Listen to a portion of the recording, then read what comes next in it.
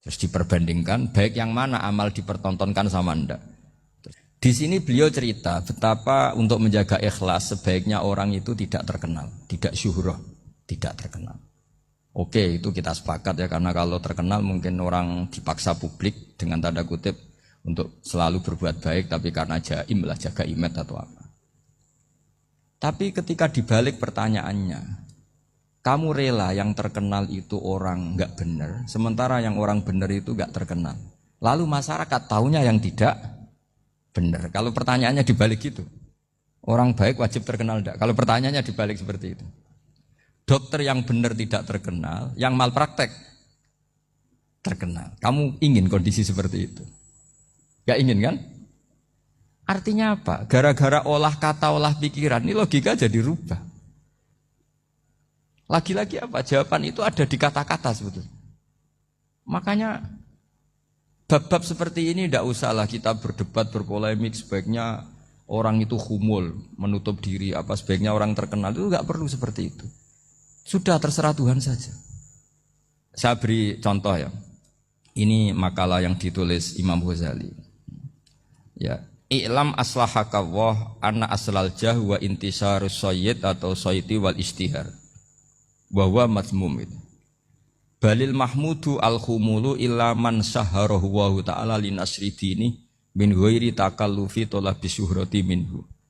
Jadi kalau kamu ingin ibadah kamu selamat, ya kamu jangan terkenal. Tapi resikonya adalah kalau kebaikan itu tidak terkenal, maka agak dikenali. Kalau agak dikenali berarti masyarakat hanya punya percontohan yang tidak baik, karena yang baik tidak terkenal. Jadi itulah ulama-ulama dulu. Jadi apa-apa itu dibanding-bandingkan. Kemudian nanti kelihatan, jawabannya itu kelihatan. Terus ada makalah yang sangat bagus sekali tentang itu. Saya baca ya. Wa yadullu ala dzalika anna Allah azza wa jalla amaral anbiya'a bi idharil amali lil iktida wa khassahum bi mansibin nubuwah. Wala yajuzu ayyudhanna bihim annahum khurrimu afdhalal amalen. Jadi orang yang terlalu mendewa-dewakan khumul itu menutup diri. Oke, itu baik, karena dengan khumul, dengan menutup diri Anda tidak riya, Anda tidak pamer. Tapi kata Imam Ghazali, kamu juga harus ingat, di antara syaratnya Nabi itu harus mengumumkan kalau beliau itu seorang Nabi. Harus memaklumatkan kalau beliau seorang Nabi, supaya bisa diikuti. Caranya sholat harus diumumkan, sehingga Nabi itu mengatakan harus jamaah.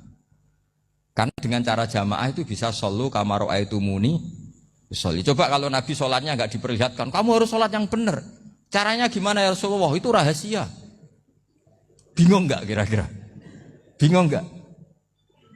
Ya misalnya amal rahasia selalu lebih baik. Terus ada pertanyaan, Nabi ngendikan kamu sholat yang benar. Caranya gimana Nabi? Ya itu rahasia. Terus gimana coba?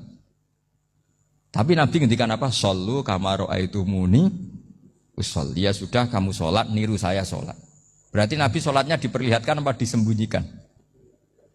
Diperlihatkan. Jadi begitu juga saya berkali-kali bilang, orang tahu kalau itu bidan ya berdasar tulisan itu bidan. Tahu kalau itu dokter gigi ya itu dokter gigi. Jangan sampai gara-gara tidak ada tulisan mau beli alat bangunan di dokter gigi. Mau periksa gigi di toko bangunan. Gara-gara apa? Nggak ada maklumat. Nah, di sini ulama-ulama selalu memaklumatkan dirinya. Termasuk Imam Ghazali ketika ngarang kitab dinamai Ihya Ulumuddin, bahwa kitab ini bisa menghidupkan ilmu-ilmu agama yang mulai hilang. Begitu seterusnya. Jadi ini ngaji ya. Jadi orang itu harus ngerti ya. Jadi jangan nuruti emosi sendiri atau logika sendiri. Bahwa saya suka humul, ya monggo, agama Islam menyediakan sarana itu. Uzlah itu ya punya sisi kebaikannya sendiri. Tapi syuhrah terkenal asal tidak nuruti nafsu juga punya sisi kebaikannya sendiri. Setidaknya umat ini punya satu master kebaikan yang mudah diakses. Tapi tadi saya ulang lagi, jangan karena hadun nafsi, jangan karena kepentingan pribadi. Makanya di sini disebutkan wa yadullu ala dzalika ay ala syuhrah anna Allah taala amaral anbiya bi idzharil amal lil iktida.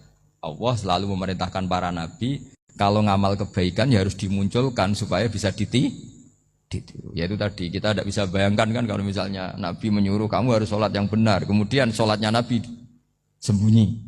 Kalau ditanya Nabi saya niru siapa? Wah itu rahasia, kamu nggak boleh lihat sholat saya saat takut tidak ikhlas, ribet kan? Sehingga jamaah itu statusnya tetap harus. Nah bedanya harus ini ulama berpendapat harus yang apa? Fardu kifayah, tapi fardu itu maknanya harus. Tapi bukan berarti kalau nggak jamaah sholatnya nggak sah, nggak. Tapi statusnya jamaah tetap apa? Harus.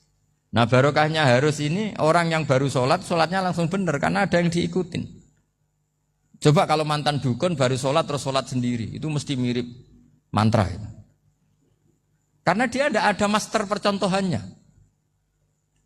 Tapi barokahnya ada master, orang paling bodoh pun kalau sholat ya benar, karena standar ada komandonya, ada imamnya. Sehingga Imam Ahmad malah berpikir keras, syarat sahnya sholat itu harus jamaah. Cara pikirannya Imam Ahmad keras sekali beliau.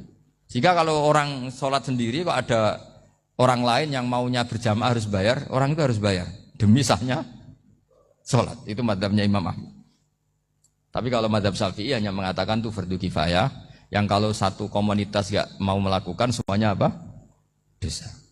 Tak baca lagi biar dapat berkahnya Imam Ghazali. Wa qala qaumun asirru afdalu minal alaniyati. Terus kata sebagian ulama al-alaniyah itu afdal minas sirri.